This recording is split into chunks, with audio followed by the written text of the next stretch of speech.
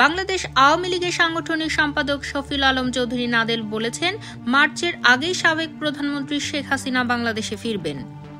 বুধবার দিবাগত গভীর রাতে নিজের ভেরিফাইড ফেসবুক আইডি থেকে এক ভিডিও বার্তায় শফিউল আলম চৌধুরী নাদেল একথা বলেন। তবে কোন প্রক্রিয়ায় শেখ হাসিনা ভারত থেকে বাংলাদেশে ফিরবেন সে বিষয়টি তিনি তার ভিডিও বার্তায় জানাননি। 8 মিনিট 50 সেকেন্ড দীর্ঘ ভিডিও বার্তায় তিনি বলেন, এদেশ আমাদের অহংকার।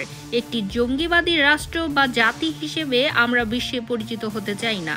গত বছর আমরা জানুয়ারিতে বই উৎসব করেছিলাম, কিন্তু ডক্টর ইউনূস সরকার শিশুদের এই উৎসব থেকে বঞ্চিত করেছে।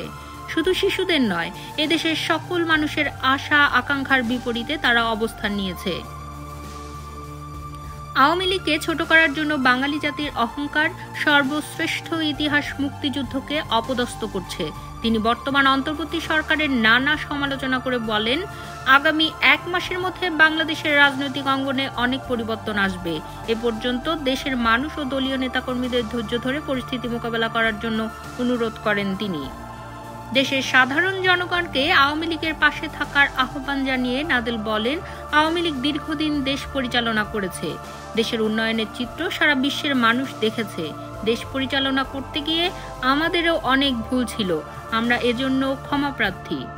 দলীয় নেতাকর্মীদের উদ্দেশ্যে তিনি বলেন, আপনাদের ওপর অনেক নির্যাতন হয়েছে, অনেককে হত্যাও করা হয়েছে, অনেককে বিকলাঙ্গ করে দেওয়া হয়েছে, অনেকের বাসা বাড়িতে আক্রমণ করা হয়েছে।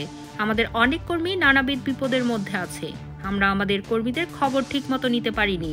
আপনারা ধৈর্য ধরুন, আগামী মার্চের পূর্বেই নেত্রী দেশে ফিরবেন।